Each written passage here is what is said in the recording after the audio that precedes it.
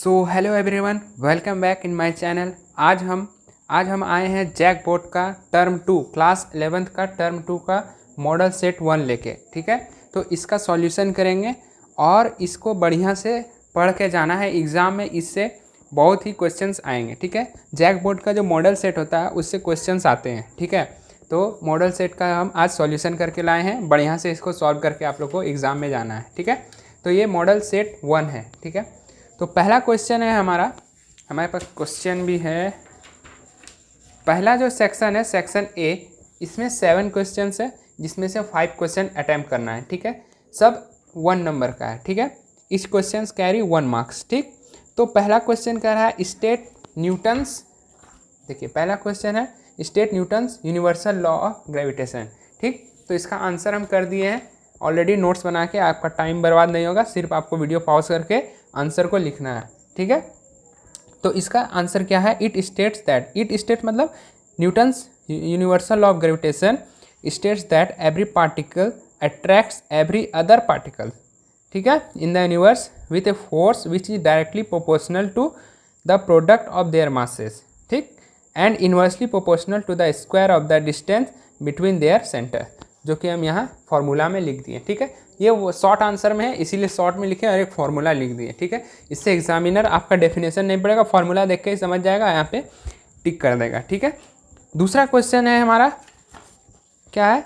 Right one difference. यहाँ पे mistake हो गया है, यहाँ ऑन डिफरेंस है, यहाँ वन डिफरेंस है। ठीक है, right one difference between small g, small g बोलते हैं एक्सेलरेशन ड्यू टू ग्रेविटी, और ये है ग्रेविटेशनल कॉन्स्टेंट है। ठीक, तो इसका आंसर हम लिखे क्या है? ठीक, क्या है? It is the acceleration due to gravity. ठीक, एंड ये क्या है? It is the universal gravitational constant. बस एक नंबर का है इसलिए ज़्यादा बड़ा लिखना भी नहीं है। ठीक है, और अब थर्ड नंबर है हमारा क्वेश्चन है right the types of stress. Stress का टाइप को लिखना है। ठीक, तो पहला क्या है? स्ट्रेस का 2 टाइप होता है, नॉर्मल स्ट्रेस एंड दूसरा है शियरिंग स्ट्रेस। इसको टेंजेंशियल स्ट्रेस भी बोलते हैं। ठीक है, तो अब नंबर 4 है हमारा क्या?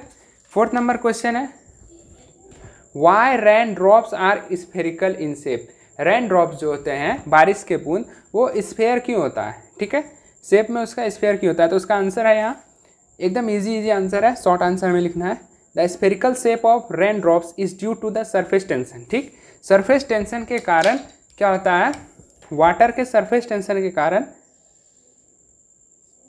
रेन ड्रॉप का स्फेरिकल शेप होता है जी। ठीक है, किसके कारण? Which is cause due to tendency of water molecules to stick together. ठीक, ये जो सरफेस टेंशन ऑफ वाटर है, इसमें इसके कारण क्या होता है? जो वाटर मॉलिक्यूल्स होता है वो आपस में एक दूसरे से चिपक के रहते हैं। ठीक है, इसको आपको वीडियो को पॉज करना है और आंसर को नोट करना है। ठीक है, जब तक नोट नहीं करेंगे तो एग्जाम में भूल जाएंगे। ठीक, अच्छा से याद नहीं होगा। ठीक, अब नेक्स्ट है हमारा 4th नंबर क्वेश्चन। ठीक, 4th नंबर क्वेश्चन में क्या है? सॉरी 4th नहीं, 5th नंबर क्वेश्चन है। यहाँ पे हमको डिफरेंस बताना है। What is the difference between isothermal and adiabatic process. ठीक, आइसोथर्मल एंड एडियाबैटिक प्रोसेस के बीच में डिफरेंस बताना है। तो उसका आंसर क्या है? आइसोथर्मल है, जब भी डिफरेंस आएगा एग्जाम में तो इस तरह से बीच में 2 पार्ट में करके आंसर लिखेंगे, इससे एग्जामिनर को कॉपी चेक करने में आसानी होता है। ठीक है, अब यहाँ पे हम इसी तरह से लिखेंगे आंसर। तो इसका आइसोथर्मल का लिख दिए, in this process there is a transfer of heat to the surrounding. Isothermal में क्या होता है? हीट का ट्रांसफर होता है सिस्टम और सराउंडिंग के बीच में। ठीक, शॉर्ट में है इसीलिए शॉर्ट में आंसर लिख रहे हैं। ठीक है, अब क्या एडियाबैटिक में क्या होता है? In this process there is no transfer of heat towards और फ्रॉम द लिक्विड। ठीक, एडियाबैटिक में हीट का ट्रांसफर नहीं होता है। ठीक है, ये हुआ हमारा सेक्शन ए कंप्लीट, जिसमें 7 क्वेश्चन था, हमें सिर्फ 5 क्वेश्चन अटैम्प्ट करना था। ठीक है, अब है हमारा सेक्शन बी। सेक्शन बी में क्या है? पहला क्वेश्चन है 8 नंबर, क्या है कि right expression for gravitational force. ठीक है, acting between 2 masses m1 and m2 separated by distance r। 8 में क्या है हमारा? 2 क्वेश्चन है, एक क्वेश्चन ए है, क्वेश्चन बी, सब क्वेश्चन ए एंड बी। ठीक, तो दोनों को अटैम्प्ट करना है। ठीक है, तो इसमें क्या है? पहला हमको क्या करना था? एक्सप्रेशन डिराइव करना था। तो यहाँ हमने किया, एक मास गिवन है m1 m2 मास गिवन है, इस पे F1 फोर्स एक्ट कर रहा है, इस पे F2, दोनों के बीच का डिस्टेंस है r। ठीक, अब क्या करेंगे? According to Newton's universal law of gravitation क्या होता है? फोर्स जो है, फोर्स किसके डायरेक्टली प्रोपोर्शनल होता है, दोनों के मास के प्रोडक्ट का, m1 इंटू m2 के प्रोडक्ट पे डायरेक्टली प्रोपोर्शनल है फोर्स। उसके बाद क्या होता है, फोर्स इन्वर्सली प्रोपोर्शनल होता है डिस्टेंस के स्क्वायर के, दोनों के बीच का जो डिस्टेंस है सेंटर से, ठीक, उसके स्क्वायर के इन्वर्सली प्रोपोर्शनल होता है। दोनों को इक्वेशन में मान लिए, ठीक। अब क्या करेंगे, दोनों इक्वेशन से क्या मिला, F डायरेक्टली प्रोपोर्शनल हो जाएगा m1 m2 upon r square, ठीक। प्रोपोर्शनल साइन हटाएंगे तो उसके जगह प्रोपोर्शनैलिटी कांस्टेंट आया g, ठीक है। तो ये हमारा फाइनल डिराइव्ड फार्मूला है, ठीक, फोर्स का। तो क्या हो जाएगा यहाँ पे, g क्या है, यूनिवर्सल ग्रेविटेशनल कांस्टेंट। इतना आपको लिखना है, आपको मार्क्स फुल मिलेगा इतना लिखने पर, ठीक है। अब यही 8 नंबर क्वेश्चन में हमारा सब क्वेश्चन दिया है कि right to characteristics of gravitational force. Gravitational force का 2 कैरेक्टरिस्टिक्स लिखना है, मतलब उसका फीचर लिखना है। तो क्या है, ग्रेविटेशनल फोर्स क्या होता है, अट्रैक्टिव फोर्स है, ठीक। दूसरा, इट ऑबेज इन्वर्स स्क्वायर लॉ, ये इन्वर्स स्क्वायर लॉ को ऑबे करता है। इन्वर्स स्क्वायर लॉ किसको बोलते हैं, इन्वर्स स्क्वायर लॉ इसको बोलते हैं R1/r², ठीक है। अब है हमारा 9 नंबर क्वेश्चन।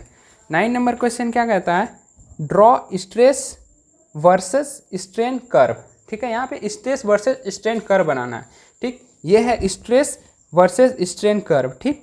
यहाँ पे क्या है, हमने 0 से स्टार्ट किया है, ठीक, 0 से स्टार्ट किया, ये यहाँ तक आया A, ठीक, B C D E, ठीक है। यहाँ पे सब पॉइंट का नाम है कुछ कुछ, ठीक है। तो हमें उतना यहाँ पे बताना नहीं है, यही एक ही ग्राफ में हम इस 9 नंबर क्वेश्चन का 2 क्वेश्चन को किए हैं। सबसे पहले हमें तो सिर्फ ड्रॉ करने बोला था, स्ट्रेस वर्सेस स्ट्रेन का कर्व का हमने कर दिया, स्ट्रेस वर्सेस स्ट्रेन कर्व का ग्राफ बना दिया, ठीक है। और यहाँ पे बी क्वेश्चन में क्या बोल रहा है, mark clearly yield point and breaking point. तो इसी में हमको क्या करना है, मार्क कर देना है। यील्ड पॉइंट ये है हमारा, बी जो है यील्ड पॉइंट है, और बी क्या है, ब्रेकिंग पॉइंट है। बस इतना ही हमें मार्क कर देना है, ठीक। अब हमारा नेक्स्ट क्वेश्चन है, क्वेश्चन नंबर हम बनाएंगे 13, ठीक है।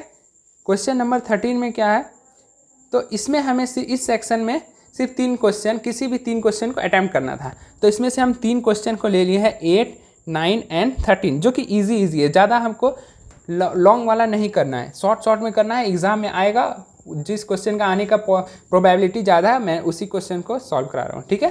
तो 13 नंबर में क्या है यहाँ पे बताना, डिफाइन करना कुछ टर्म को। 13 नंबर में 2 क्वेश्चन दिया हुआ है, एक 1 नंबर में है और एक 2 में। 1 में भी 2 सब क्वेश्चन है, specific heat capacity, latent heat capacity, इन दोनों का डेफिनेशन लिखना है।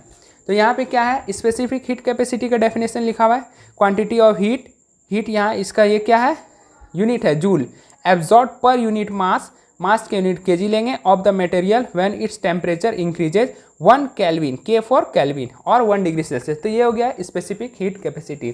दूसरा डेफिनेशन क्या है हमारे पास, लेटेंट हीट कैपेसिटी। इसका डेफिनेशन हो जाएगा द अमाउंट ऑफ हीट पर मोल और unit mass of the substance under going A change of state, ठीक है। ये हो गया लेटेंट हीट कैपेसिटी का, एकदम सिंपल वर्ड में हम लिखे हैं, ताकि एग्जामिनर को सहने में भी इजी हो और लगे कि नहीं कोई अच्छा स्टूडेंट आंसरिंग किया है, ठीक है। प्रिंसिपल, और दूसरा क्वेश्चन है इसमें 13 नंबर में, राइट प्रिंसिपल ऑफ कैलोरीमेट्री, ठीक है। तो प्रिंसिपल ऑफ कैलोरीमेट्री क्या है, principle of calorimetry states that the total heat loss by the hot body is equal to the total heat gain by the cold body, ठीक है।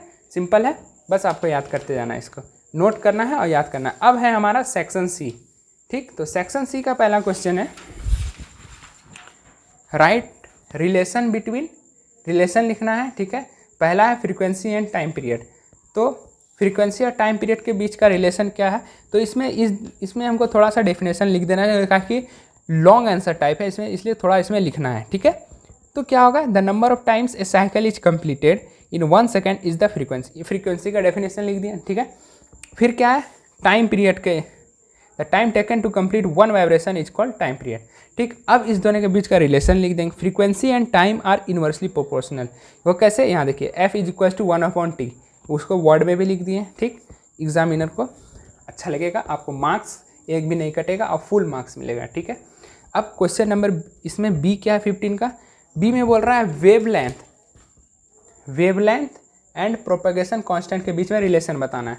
तो propagation constant depends on wavelength of the light, ठीक है। Propagation constant जो है wavelength, light के wavelength पे depend करता है। उसका फॉर्मूला क्या है, के रिलेशन ये है, के इक्वल्स टू लेमडा 2 पाई। के क्या है, प्रोपगेशन कांस्टेंट है, लेमडा क्या है, वेवलेंथ है, 2 पाई क्या है, फेज डिफरेंस है, ठीक। बस आपको इतना ही लिखना है, ठीक है। अब सी नंबर में है wavelength, frequency and wave velocity, इन तीनों के बीच में रिलेशन बताना है। तो देखिए वेव वेलोसिटी होता है equals to frequency into wavelength, बस आपको सिर्फ इतना ही लिखना है, ठीक है। अब क्वेश्चन नंबर डी में क्या है, एंगुलर फ्रीक्वेंसी एंड फ्रीक्वेंसी, इन दोनों के बीच में क्या बताना है, रिलेशन। क्या होता है, एंगुलर फ्रीक्वेंसी ओमेगा होगा गया, और ये क्या हो गया, वी हो गया हमारा वेव वेलोसिटी, ठीक, अपॉन आर। तो ये हमारा क्या आ गया, सॉरी वी हो जाएगा हमारा फ्रीक्वेंसी, ठीक है, ये फ्रीक्वेंसी है, वी हमारा फ्रीक्वेंसी है, ओके। अब हमारा क्या हो जाएगा, अब क्वेश्चन नंबर ई में क्या बोल रहा है, angular frequency, propagation constant and wave velocity, इन तीनों के बीच में हमें रिलेशन बताना है। तो उसके लिए फॉर्मूला है v इज इक्वल्स टू के ओमेगा। वी क्या है, वेव वेलोसिटी, के प्रोपगेशन कांस्टेंट, और ओमेगा है एंगुलर वेलोसिटी, ठीक है। ये हमारा हो गया सेक्शन सी का पहला क्वेश्चन, ठीक है। और बचा हमारे पास 2 क्वेश्चन। 15 के बाद हम लिए 16 नंबर, ठीक है।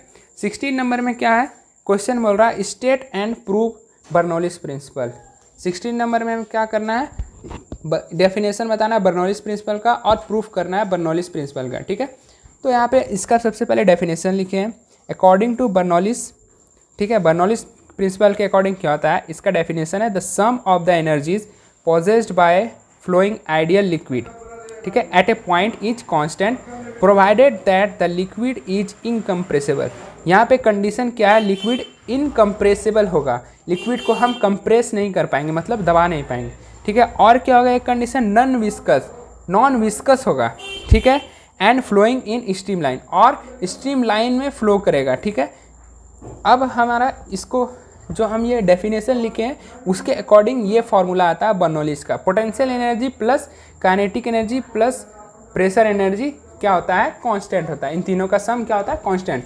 अब मेन ये है हमारा बर्नौलिस का, ठीक है, बर्नौलिस प्रिंसिपल का फॉर्मूला, ठीक। इसी को अब हमको प्रूफ करना है। प्रूफ के लिए हम यहाँ पे एक स्ट्रीमलाइन फ्लो ले लिए, ठीक है। इसका एरिया A1 है और वॉल्यूम B1 है, यहाँ से ये वाटर फ्लो कर रहा है, स्ट्रीमलाइन, ठीक है, लिक्विड वाटर नहीं, सॉरी लिक्विड, आइडियल लिक्विड, ठीक है। और यहाँ पे जो लिक्विड आइडियल लिक्विड फ्लो कर रहा है उसका एरिया A2 है, वॉल्यूम V2 है, ठीक। जितना एरिया पास कर रहा है उस एरिया को A2 लिखती है, ठीक। और मास कांस्टेंट है, यहाँ से जो मास निकल रहा है यहाँ से मास निकल, मास कांस्टेंट है, ठीक है। यहाँ पे प्रेशर P1 है एंड P2, और यहाँ से हाइट भी दे दिया है, H1 हाइट पे ये, और ये H2 हाइट पे, ठीक। तो यहाँ से हम क्या लिख सकते हैं, A1 V1 equals to A2 V2, ठीक है, ये ध्यान में रखना है, ठीक। तो यहाँ से अब हम आगे इस रिलेशन से लेके आगे बढ़ेंगे, ठीक है। सबसे पहले यहाँ वर्क से हम चलेंगे, ठीक। वर्क इक्वल्स टू क्या होता है, फोर्स इंटू डिस्टेंस, ठीक। तो फोर्स का फॉर्मूला क्या हो सकता है, प्रेशर इंटू एरिया लिख दिए, और डिस्टेंस, प्रेशर और एरिया इंटू डिस्टेंस, ठीक। एरिया और डिस्टेंस को जब मल्टीप्लाई करेंगे तो वो वॉल्यूम हो जाएगा, प्रेशर इंटू वॉल्यूम हमारा फॉर्मूला आ गया। यहाँ से मेरा प्रेशर का फॉर्मूला आ जाएगा, तो प्रेशर को इधर रहने दिया, वॉल्यूम इसके नीचे ले आए, ठीक है। तो ये पहला फॉर्मूला आ गया, ठीक है, work upon volume equals to pressure, ठीक। अब यहाँ पे क्या हो जाएगा, क्योंकि यहाँ से यहाँ जा रहा है लिक्विड फ्लो के, यहाँ पे प्रेशर का डिफरेंस हो रहा है, ठीक है, एरिया वॉल्यूम दोनों चेंज हो रहा है, ठीक है। तो यहाँ पे प्रेशर डिफरेंस क्रिएट हो रहा है, ठीक। तो प्रेशर डिफरेंस हो रहा है, तो इसलिए यहाँ पे प्रेशर चेंज हो रहा है, यहाँ पे हम लिख दिए, इसीलिए ये इसका इक्वेशन 1 बन जाएगा, P1 minus P2, pressure change हो रहा है इसीलिए, ठीक है। तब अब आगे का जो इक्वेशन होगा वो हो जाएगा काइनेटिक एनर्जी पहला का इस कंडीशन का, पोटेंशियल एनर्जी इस कंडीशन का, ठीक, इक्वल्स टू हो जाएगा kinetic energy formula half mv1² plus potential energy पहला का mgh1, ठीक, इक्वेशन 2 मान लिया इसको, ठीक। इसी तरह से हम दूसरे कंडीशन का यहाँ लिखेंगे, kinetic energy plus potential energy, उसका फॉर्मूला लिख दिए, ठीक। अब हम क्या करेंगे, यहाँ पे हम क्या कर देंगे, चेंज निकालेंगे, मतलब 3 में 2 को सब्ट्रैक्ट कर देंगे, यहाँ पे क्या कर देंगे, सब्ट्रैक्ट कर देंगे, यहाँ पे सब्ट्रैक्ट इक्वेशन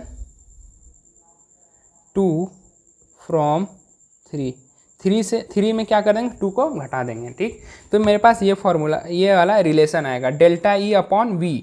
डेल्टा ई ये आया था हमारा रिलेशन। ठीक, अब क्या करेंगे, हमको वी नहीं चाहिए, ठीक है, वॉल्यूम नहीं चाहिए, तो वॉल्यूम से हम डिवाइड करेंगे, तो वॉल्यूम यहाँ का मास बाय वॉल्यूम आ जाएगा यहाँ क्या, ये तो change in energy upon volume ऐसे लिखा जाएगा, और यहाँ पे आ जाएगा मास बाय वॉल्यूम आ जाएगा density, mass by volume density, mass by volume density, mass by volume density. ठीक है, रो से रिप्रेजेंट करते हैं डेंसिटी को।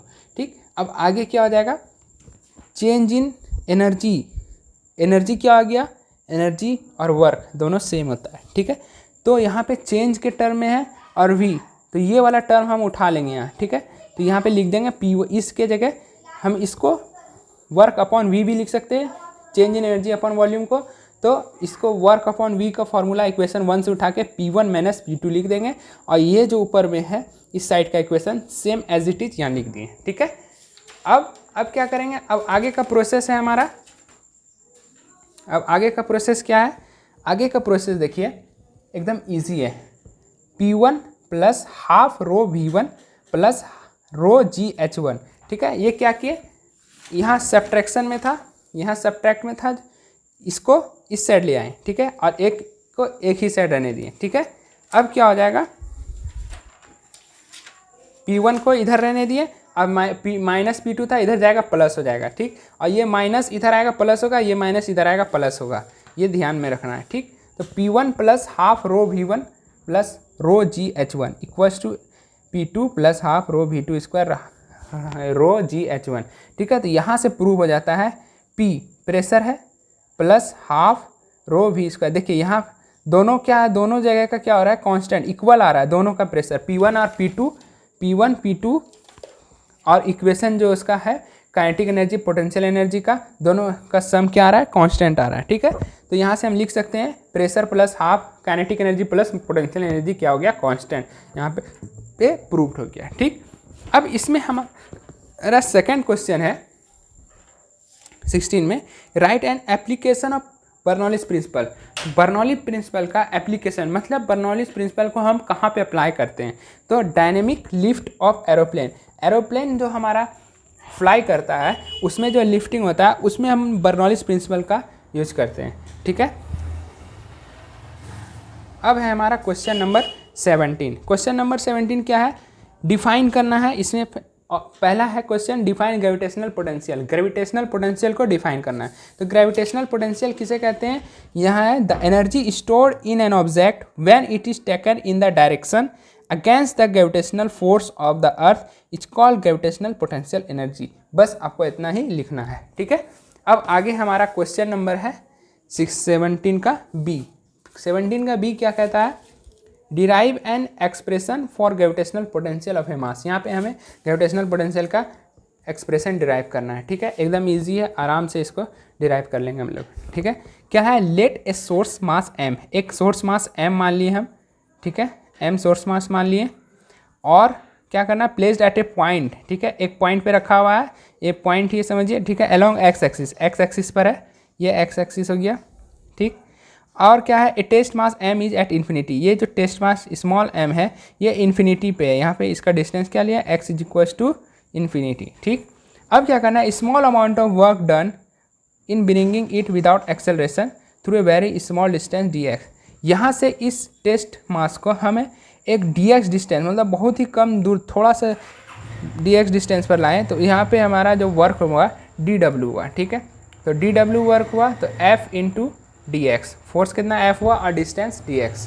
ठीक, यहाँ पे फोर्स जो है वो क्या है, अट्रैक्टिव है, और डिस्प्लेसमेंट क्या किधर है, सिंस इसको इधर ला रहे हैं, लेफ्ट साइड ला रहे हैं। ठीक है, एक्स एक्सिस इधर पॉजिटिव में है, अगर इसको अपोजिट डायरेक्शन में लाए तो नेगेटिव एक्स एक्सिस डायरेक्शन में आ गया। ठीक है, तो f और dx, फोर्स भी इधर लग रहा है और डिस्प्लेसमेंट भी इधर ही हो रहा है, दोनों क्या सेम डायरेक्शन में है।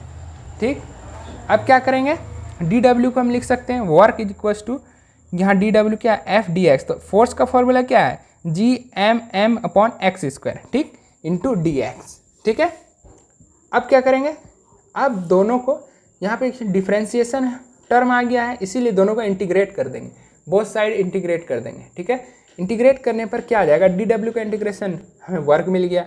अब हमें इन्फिनाइट से लेके इन्फिनिटी से हम कहाँ ला रहे हैं, आर डिस्टेंस यहाँ तक, इसके सेंटर तक, इस सोर्स मास के पास। ठीक है, तो ये लिमिट हमारा हो गया। जब इसको सॉल्व करेंगे तो हमारे पास इनका आ गया ये -Gmm/r। ठीक है, क्योंकि आर डिस्टेंस तक लाएं तो इसलिए आर इन्फिनाइट का जब रखेंगे डिफरेंशिएशन में तो 0 आ जाएगा, इन्फिनाइट वाला टर्म कैंसिल हो जाएगा तो आर का टर्म बचेगा। ठीक है, तो work done is stored as its potential energy u, potential energy को u से डिनोट किए। ठीक है, तो वर्क डन जो स्टोर हुआ है वो पोटेंशियल एनर्जी के फॉर्म में हुआ है। तो फाइनली हमारा पोटेंशियल एनर्जी का जो ये डेरिवेशन आया है वो क्या आ गया, -Gmm/r। ठीक है, यहाँ पे क्वेश्चन समाप्त होता है। तो हम इसी तरह हमारा वीडियो को वॉच करें और हमारे चैनल को सब्सक्राइब करें। ठीक है, तो thank you everyone for watching my videos, please subscribe the channel. And अब क्या है, फिजिक्स का और 3 मॉडल सेट हम सॉल्व करेंगे, इसलिए जल्द से चैनल को सब्सक्राइब कर दें। 20 तारीख को जैक का एग्ज़ाम है, आप सब्सक्राइब करें। नेक्स्ट डे इसका सारा मॉडल पेपर का सॉल्यूशन आपको विथ डिटेल एक्सप्लेनेशन मिल जाएगा। Thank you.